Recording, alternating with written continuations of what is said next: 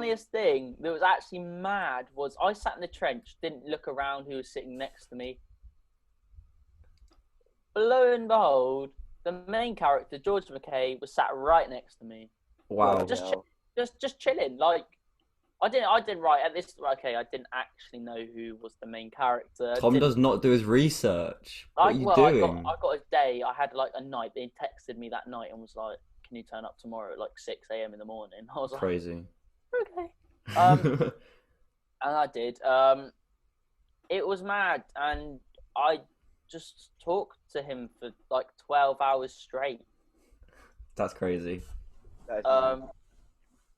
And literally, I remember just walking around, and he would sort of know, like, during like the next 2 days. I was there for 5 days or something. For the next 2 days after I met you, I'd walk around and go, "Oh, I'll be all right, George." And he goes, "You're right, Tom." I was like, "It's mad."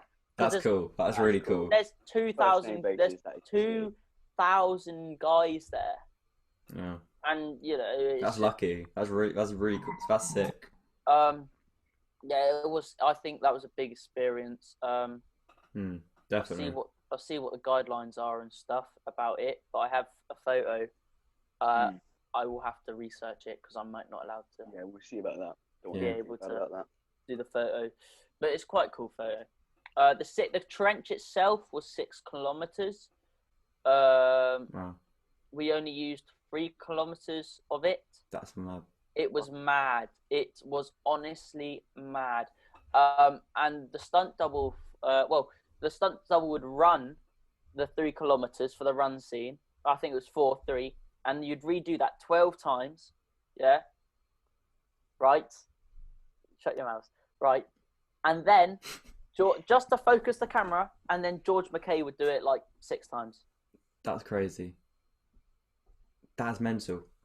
And I'm not even joking. It took about 2 hours to reset all the explosions and all that, and it was mad. That must take forever. Me standing up, yeah. Okay, I'm 5'10". I know I'm small. Well, expose my height, like a bit like KSI. And then I'm the same height as KSI. These tubes are 5'11" feet high. Yeah, about 3 foot as well. Like out, these tubes are 6 foot, 3 foot, 6 by 3, I think, or whatever you call it. And they were packed full of literally explosives, and like it was honestly so sick. That's mental. The thing is, they had machine guns at the back and things like that, like fake machine guns, and like with flares and stuff. So you get out the trench and you start running. There's smoke everywhere, you can't see. And then you just see these little these flares coming towards you, like guns shooting towards you, and you just go, I feel like I'm about to get shot in the head. Yeah. Like and you just hear screaming, and you just look to your right and left, and you just see men just running. Yeah. And you put into like when you watch like films, they go, I've got 5,000 men. You go, well, that's not many people.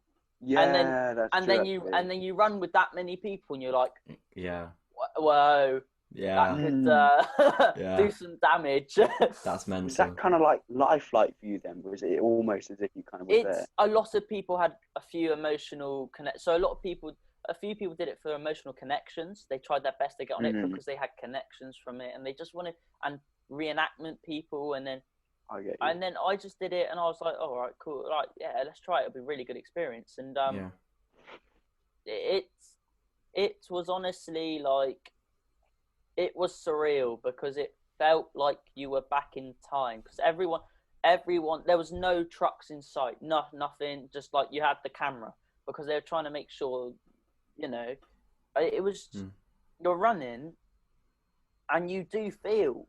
I think it was the closest someone will come, like, to feel like their life is on a line.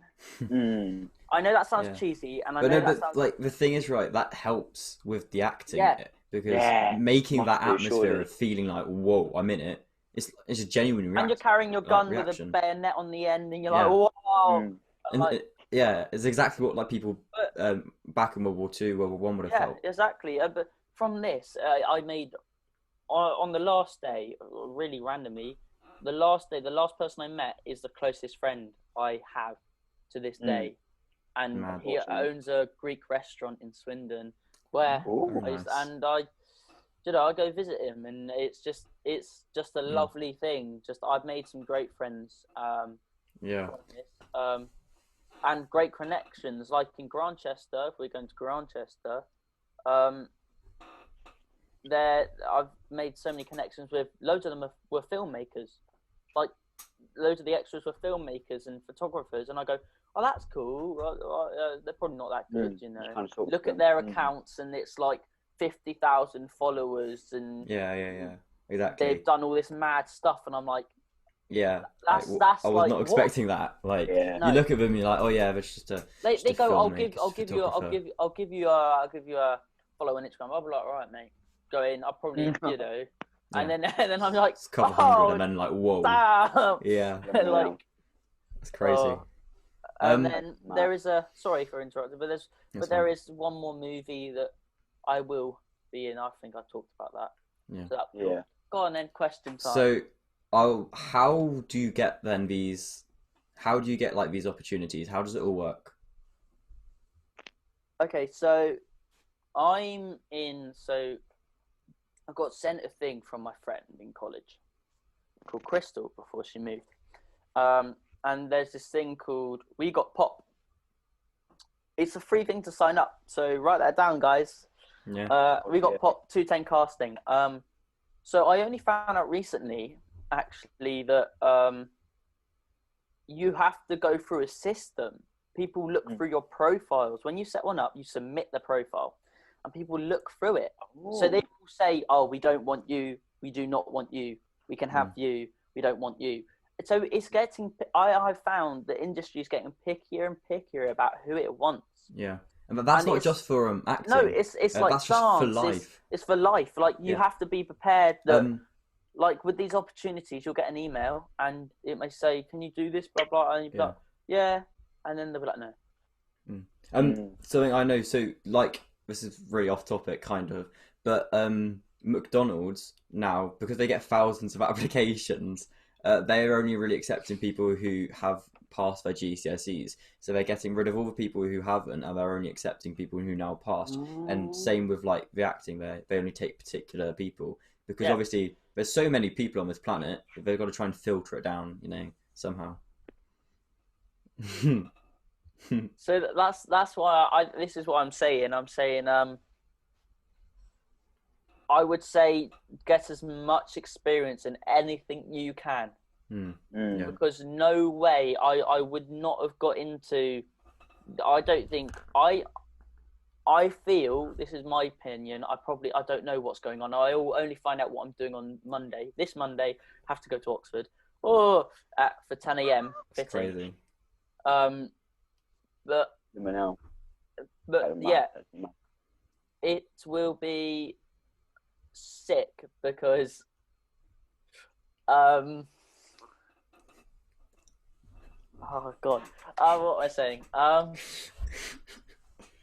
It will be because I think I'm going to be playing a soldier again. Oh, okay. Because there was a part of time where he was, but I've got it's like a period drama, so it'll be quite cool. And they were like, "Don't cut your hair, don't do this, do that, don't get injured." And I'm like, okay. What do you want me to do? Wrap myself in bubble wrap and like just walk along with a hat saying, "Do not touch and cut my hair." I will just. We'll see what happens. Is that why it's got so long? No, they like it, and so. But what might happen is I might probably get it. I might either get it all, or might get it like. You get paid to get your haircut in the industry. How mad is that? Yeah, so that's something you could talk about, like the wages or payment. Or I can. Things like that. So it does vary. COVID's changed a lot. Changed the payment rates. And the majority of films, if they ask for extras, they will be asking majority for featured people. You'll probably be featured or something like that because they don't want many people in on set. Yeah, exactly. Like, they couldn't do 1917 during COVID. No, surely not. No, that would have been mad.